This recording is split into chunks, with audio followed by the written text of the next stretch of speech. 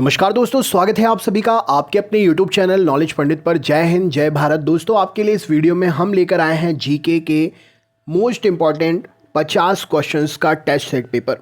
MCQ pattern में ये test set paper latest exam pattern को टारगेट करते हुए सेट किया गया है, चाहे वो एसएससी हो, रेलवे हो या अन्य स्टेट लेवल के या सेंट्रल लेवल के कोई भी एग्जाम हो। आप ये मास्टर वीडियो देख सकते हैं और हर एग्जाम की प्रिपरेशन के लिए अपने दोस्तों को भी शेयर कर सकते हैं। चैनल पर अगर आप नए हैं तो सब्सक्राइब करके बेल आइकन ऑन कर लीजिएगा, जिससे डेली के अपडेटेड वीडियो आपको टाइम टू टाइम मिलते रहें। चलिए अब हम शुरू करते हैं ये वीडियो। अच्छा लगे तो लाइक करिएगा और अपने एटलीस्ट एक ग्रुप में तो ज़रूर शेयर करिएगा कि उस स्टूडेंट तक ये वीडियो पहुंचे जिसको इसकी ज़रूरत है, और आपके साथ साथ और भी दोस्त अपनी क्लास में जुड़ें। चलिए तो शुरू करते हैं। सबसे पहला प्रश्न ये रहा आपके सामने। खरीफ की फसल कौन सी फसल है? इनमें से खरीफ और रबी की फसल हमेशा पूछी जाती है। ये क्वेश्चंस इन ऑप्शन के अलावा दूसरे ऑप्शन के साथ में भी पूछा जा सकता है, तो ये टॉपिक आपको याद कर लेना है। तो खरीफ की फसल इनमें से कौन सी है? तो मक्का जो है ये खरीफ की फसल है। नेक्स्ट क्वेश्चन है, सकल घरेलू उत्पाद तथा शुद्ध घरेलू उत्पाद के बीच में क्या अंतर होता है? सकल घरेलू उत्पाद और शुद्ध घरेलू उत्पाद के बीच में क्या अंतर होता है? तो यहाँ पर सही उत्तर हो जाएगा सकल घरेलू उत्पाद और शुद्ध घरेलू उत्पाद के बीच में अंतर जो है ये स्थिर पूंजी के उपभोग पर निर्भर करता है। नेक्स्ट क्वेश्चन देख लेते हैं। कृषि में हरित क्रांति के जन्मदाता कौन माने जाते हैं? राइट आंसर क्या हो जाएगा इस प्रश्न के लिए? तो कृषि के क्षेत्र में हरित क्रांति का जन्मदाता जो है नॉर्मन बोरलॉग माने जाते हैं। यहाँ पर हरित कृषि के बारे में इसीलिए स्पेसिफिक बात की गई है क्योंकि मत्स्य पालन भी मत्स्य कृषि है, और भी दूसरे ऑप्शन होते हैं वो भी कृषि के रिलेटेड ही होते हैं। इसीलिए कृषि में हरित क्रांति का जन्मदाता आपसे स्पेशली पूछा गया है। तो कौन है? Norman E Borlaug. Next question है, भारत में हीरे की खदानें कहाँ पर हैं? हीरे की खदानें भारत में सिर्फ और सिर्फ अधिकतर जो है मध्य प्रदेश के पन्ना में पाई जाती हैं। तो यहाँ पर राइट आंसर हो जाएगा, राज्य की बात हो रही है तो मध्य प्रदेश राज्य में पन्ना जिले में हीरे भारत में पाए जाते हैं। भारत के किसी राज्य में कॉफ़ी की खेती सर्वाधिक क्षेत्रफल पर कहाँ पर होती है?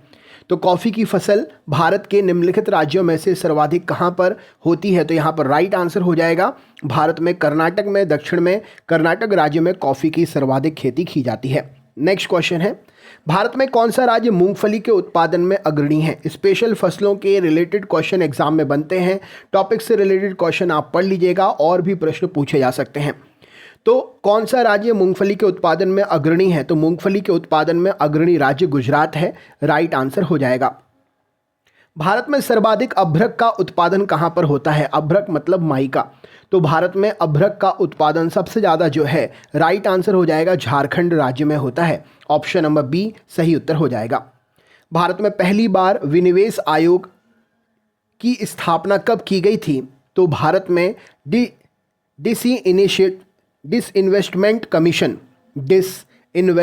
कमीशन की सर्वप्रथम स्थापना कब हुई थी? तो ये स्थापना अगस्त 1996 में हुई थी। राइट आंसर हो जाएगा। अगला क्वेश्चन है, प्रत्यक्ष करों में से किस कर में सरकार को अधिक राजस्व की प्राप्ति होती है? तो यहाँ पर राइट आंसर हो जाएगा प्रत्यक्ष करों में सरकार को सबसे ज़्यादा आय जो है निगम कर से मिलती है। राइट आंसर हो जाएगा। महारत्न का दर्जा प्राप्त कंपनियों की कुल संख्या वर्तमान में कितनी है? क्या उत्तर हो जाएगा इस प्रश्न के लिए? तो महारत्न कंपनियों का दर्जा प्राप्त वर्तमान में कंपनियों की संख्या लगभग 8 है। राइट आंसर हो जाएगा। ऑपरेशन फ्लड कार्यक्रम का प्रारंभ कब हुआ था? क्या उत्तर हो जाएगा इस प्रश्न के लिए? तो ऑपरेशन फ्लड ये संबंधित है दुग्ध उत्पादन से, और ऑपरेशन फ्लड कार्यक्रम जो है 1970 में प्रारंभ हुआ था। नेक्स्ट क्वेश्चन है, स्थिर कीमतों की तुलना में चालू कीमतों पर राष्ट्रीय आय क्यों अधिक होती है? स्थिर कीमतों की तुलना में चालू कीमतों पर राष्ट्रीय आय क्यों अधिक होती है? तो यहाँ पर राइट आंसर हो जाएगा स्थिर कीमतों की तुलना में चालू कीमतों पर राष्ट्रीय आय अधिक होने का कारण है कीमतों में वृद्धि उत्पादन में वृद्धि से अधिक होती है। नीति आयोग के सदस्यों की संख्या कितनी होती है? राइट आंसर क्या है इस प्रश्न के लिए? तो नीति आयोग के सदस्यों की कुल संख्या जो है सरकार की इच्छानुसार परिवर्तित होती रहती है। डिपेंड राज्य सरकार और केंद्र सरकार दोनों के ही मत पर होता है। नेक्स्ट क्वेश्चन है, प्रधानमंत्री जनधन योजना किसके लिए प्रारंभ की गई थी? राइट आंसर क्या हो जाएगा इस प्रश्न के लिए? तो प्रधानमंत्री जनधन योजना जो है ये देश में वित्तीय समावेश, फाइनेंशियल इंक्लूजन की फाइनेंशियल इंक्लूजन के लिए जो है प्रोत्साहित करने के लिए शुरू की गई थी। ऑप्शन नंबर सी प्रश्न के लिए सही उत्तर हो जाएगा। नेक्स्ट क्वेश्चन है, बाल श्रम उन्मूलन योजना किसका अंग है? बाल श्रम उन्मूलन योजना किसका अंग है? तो यहाँ पर राइट आंसर है बाल श्रम उन्मूलन योजना जो है प्रधानमंत्री की 3 नई कल्याण योजनाओं का एक उन्मूलन है। नेक्स्ट क्वेश्चन है, केंद्र सरकार को भारतीय रिजर्व बैंक की शुद्ध साख में वृद्धि किस प्रकार के बजट से घाटे को प्रदर्शित करती है? तो केंद्र सरकार को भारतीय रिजर्व बैंक की शुद्ध साख में वृद्धि जो है किस प्रकार के बजट घाटे को प्रदर्शित करती है? तो ये राजस्व घाटे को प्रदर्शित करती है। सही उत्तर हो जाएगा। देश भर में वस्तु एवं सेवा कर कब लागू किया गया था? तो देश भर में वस्तु और सेवा कर जो है 1 जुलाई 2017 को लागू किया गया था। नेक्स्ट क्वेश्चन, औद्योगिक क्रांति इंडस्ट्रियल रिवॉल्यूशन सर्वप्रथम किस देश में हुआ था? तो औद्योगिक क्रांति सर्वप्रथम इंडस्ट्रियल रिवॉल्यूशन जो है ये हुआ था इंग्लैंड में। राइट आंसर हो जाएगा। भारत में भूमि क्षेत्र का कितना भाग वन से ढका हुआ है? सही उत्तर क्या है? तो भारत में भूमि क्षेत्र का 1/5 भाग वनों से ढका हुआ है। नेक्स्ट क्वेश्चन है, संकेतात्मक नियोजन किस सिद्धांत पर आधारित है? राइट आंसर क्या हो जाएगा? तो संकेतात्मक नियोजन जो है ये संचालन, निष्पादन और विकेंद्रीकरण पर आधारित है, इस सिद्धांत पर आधारित है। नेक्स्ट है, देश का सबसे बड़ा उद्योग कौन सा उद्योग है? सही उत्तर क्या हो जाएगा? तो देश का सबसे बड़ा उद्योग कपड़ा उद्योग है। राइट आंसर है। नेक्स्ट क्वेश्चन है, भारत में प्रथम रेल लाइन का निर्माण कहां पर हुआ था? सही उत्तर क्या हो जाएगा? तो भारत में प्रथम रेल लाइन का निर्माण मुंबई और ठाणे के बीच में हुआ था। किस खनिज में भारत विश्व में एकाधिकार प्राप्त किए हुए है? मतलब सबसे ज़्यादा भारत में ही इस खनिज का उत्खनन होता है। तो यहाँ पर राइट आंसर हो जाएगा अभ्रक माइका के खनन में जो है भारत विश्व में एकाधिकार प्राप्त किए हुए है। नायक समिति का संबंध किससे है? सही उत्तर क्या हो जाएगा इस प्रश्न के लिए? तो नायक समिति का संबंध लघु उद्योगों से है। राइट आंसर हो जाएगा। सार्वजनिक क्षेत्र के वाणिज्यिक बैंकों की सर्वाधिक शाखाएं किस राज्य में हैं? तो सार्वजनिक क्षेत्र के वाणिज्यिक बैंकों की सर्वाधिक शाखाएं जो हैं उत्तर प्रदेश में स्थित हैं। भारत में वित्त आयोग के गठन का प्रावधान संविधान के किस अनुच्छेद में किया गया है? तो भारत में वित्त आयोग के गठन का प्रावधान संविधान के अनुच्छेद 280 में किया गया है। राइट आंसर हो जाएगा। भारत में राष्ट्रीय आय समंकों का आकलन किसके द्वारा किया जाता है? तो भारत में राष्ट्रीय आय समंकों का आकलन जो है ये किया जाता है केंद्रीय सांख्यिकी संगठन के द्वारा। राइट आंसर हो जाएगा। नेक्स्ट क्वेश्चन है, राष्ट्रीय विकास परिषद का पदेन सचिव कौन होता है? तो राष्ट्रीय विकास परिषद का पदेन सचिव नीति आयोग का सचिव होता है। इंपॉर्टेंट क्वेश्चन है, याद कर लीजिएगा। किस राज्य में अनुसूचित जाति के लोगों का प्रतिशत सबसे अधिक है? तो अनुसूचित जाति के लोगों का प्रतिशत उत्तर प्रदेश में सबसे अधिक है। राष्ट्रीय कृषि एवं ग्रामीण विकास बैंक की स्थापना किस समिति की सिफारिश के आधार पर की गई थी?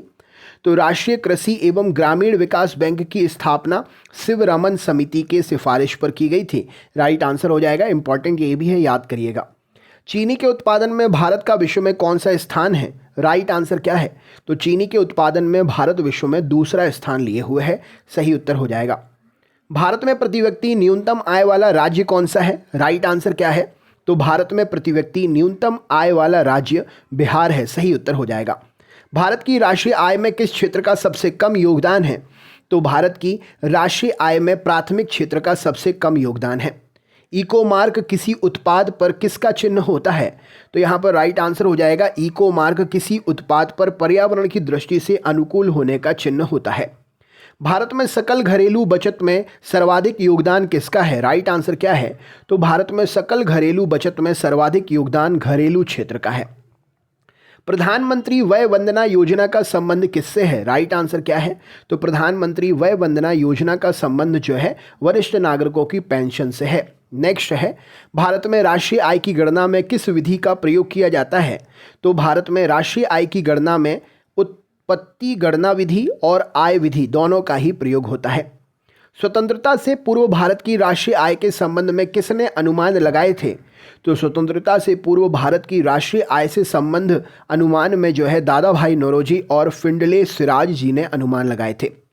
भारत की स्वतंत्रता के बाद देश की राष्ट्रीय आय के अनुमान लगाने के लिए भारत ने राष्ट्रीय आय समिति की स्थापना कब की थी?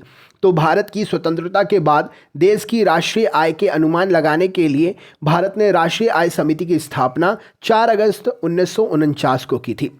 भारत में राष्ट्रीय आय की गणना किस आधार पर की जाती है? तो भारत में राष्ट्रीय आय की गणना जो है चालू मूल्यों के आधार पर और स्थिर मूल्यों के आधार पर की जाती है। कृषि लागत और मूल्य आयोग का उद्देश्य क्या होता है? तो कृषि लागत और मूल्य आयोग का उद्देश्य कृषि मूल्यों का स्थिरीकरण करना, कृषकों के लिए सार्थक वास्तविक आय स्तरों को सुनिश्चित करना, लोक वितरण पद्धति के माध्यम से उपभोक्ताओं को आवश्यक कृषि मूल्य उचित दरों पर उपलब्ध करवा के उनके हितों की रक्षा करना, ये सभी यहाँ पर सही उत्तर हो जाएगा। साप्टा दक्षिण राष्ट्रों के मध्य किस विषय से संबंधित है? तो साप्टा दक्षिण राष्ट्रों के मध्य में व्यापार से संबंधित विषय है। maastricht संधि का मुख्य उद्देश्य क्या था? तो maastricht संधि का मुख्य उद्देश्य यूरोप का एकीकरण करना था। सार्वजनिक क्षेत्र के बैंकों के अध्यक्षों का चयन कौन करता है? तो सार्वजनिक क्षेत्र के बैंकों के अध्यक्षों का चयन बैंक बोर्ड ब्यूरो करता है। बाल श्रम उन्मूलन योजना का संबंध किससे है? तो बाल श्रम उन्मूलन योजना जो है खतरनाक उद्योगों में लगे बाल श्रमिकों से है। वर्तमान थोक मूल्य सूचकांक किसकी अध्यक्षता वाले वर्ग में बनाया गया था? तो वर्तमान थोक मूल्य सूचकांक डॉक्टर सी रंगराजन वाली अध्यक्षता वाले वर्ग में बनाया गया था।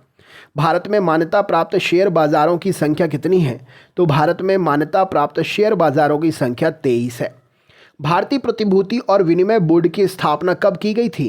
तो भारतीय प्रतिभूति और विनिमय बोर्ड की स्थापना 1988 में की गई थी। भारत में हरित क्रांति किस मामले में सर्वाधिक सफल रही?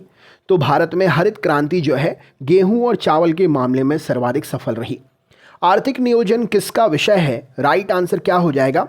तो आर्थिक नियोजन समवर्ती सूची का विषय है। तो दोस्तों ये थे 50 क्वेश्चंस। वीडियो बहुत ही ज़बरदस्त है क्योंकि क्वेश्चंस आपके लिए लेटेस्ट पैटर्न पर फॉलो करते हुए आए हुए एग्जाम्स में भी जो प्रश्न हैं उनको भी इस वीडियो में लिया गया है। तो कमेंट करके ज़रूर बताइएगा कैसा लगा वीडियो। अच्छा लगा हो तो लाइक करिएगा। चैनल पर नए हैं तो इसी प्रकार के वीडियो प्रतिदिन सब्सक्राइब करके देखने के लिए हमारे चैनल से जुड़ जाइएगा, है ना। और अपने दोस्तों को भी ज़रूर शेयर करिएगा। मिलते हैं नेक्स्ट वीडियो में, तब तक के लिए बहुत बहुत धन्यवाद। जय हिंद, जय भारत।